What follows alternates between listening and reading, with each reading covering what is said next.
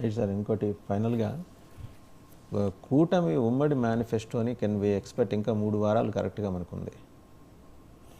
అంటే Purandeswari is on record అండి. మొదట మేము ఉమ్మడిగా అనుకున్నాము, కానీ మా మోదీ గారు మా జాతీయ ప్రణాళిక విడుదల చేశారు కాబట్టి ఆ అవసరం లేదేమో అని ఇప్పుడు భావిస్తున్నామని ఆమె చెప్పేశారు.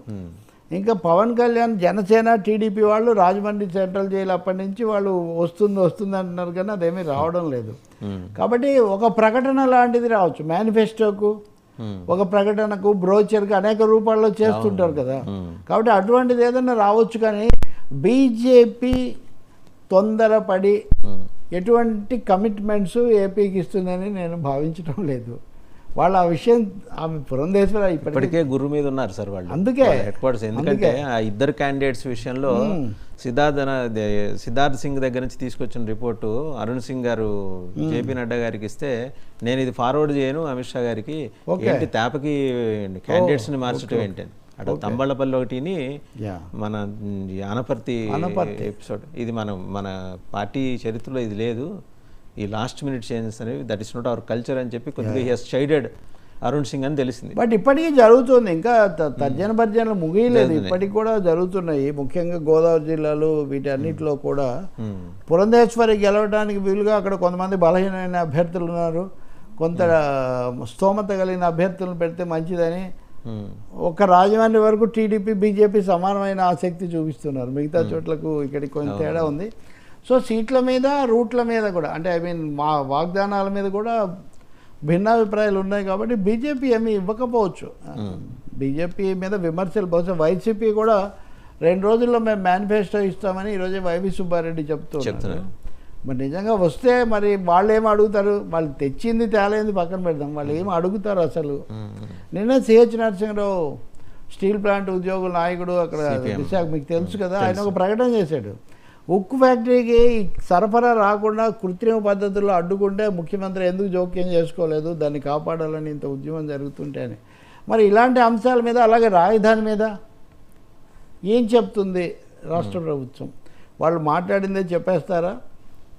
అమరావతి భవిష్యత్తు గురించి ఏం చెప్తారు? ఎన్నికలు అయిపోగానే ముఖ్యమంత్రి వైజాగ్లో కూర్చుంటారని చెప్తారా? మా అదే చెప్పేశాడు కదా, నేను ప్రమాణ స్వీకారం అన్నాడు. రిషికొండలో కార్యాలయం కూడా కట్టించుకున్నారు. కాబట్టి ఖచ్చితంగా అది అక్కడి నుంచి ఆయన ఫంక్షనింగ్ చేయాలని ఉత్సాహంగా ఉన్నారు. రెండోది ఒక థీరీ కూడా తీసుకొచ్చారు కదా వాళ్ళు, రాజధాని పెట్టడం, రాజధాని కట్టడం. అనువైన చోట రాజధాని పెట్టడం తెలివైన పని, కానీ మొత్తం ఒక రాజధాని కట్టడం అనేది అనవసరంగా తలకు మించిన భారం, అవాస్తవికంగా ఎంచుకున్నారు అని. సో వైసీపీ వాళ్ళ లెక్కలో కనుక వాళ్ళు వస్తే వాళ్ళు తప్పకుండా విశాఖపట్నానికి షిఫ్ట్ అవుతారు, ఎఫెక్టివ్గా షిఫ్ట్ చేస్తారు. ఒకవేళ సాంకేతికంగా ఇక్కడే ఉంచినా కానీ ఎఫెక్టివ్గా అయితే షిఫ్ట్ చేస్తారు. And I will tell you, CM Ramesh Anakapalli నుంచి చేసిన, ఇంకొక ఆయన అక్కడ జీవీఎల్ అక్కడ ఉన్న, మొత్తం రూలింగ్ క్లాస్ల దృష్టి అంతా ఫైనాన్షియల్ హబ్గా ఉన్న విశాఖపట్నం మీద ఫోకస్ అయ్యింది.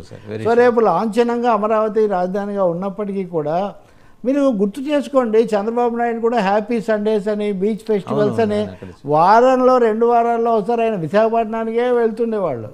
Vizag incidental is one of the fast growing happening city in the only that thing. And మిగిలినవన్నీ మెట్రోస్ అయితే అది కాస్మోపాలిటన్ సిటీ.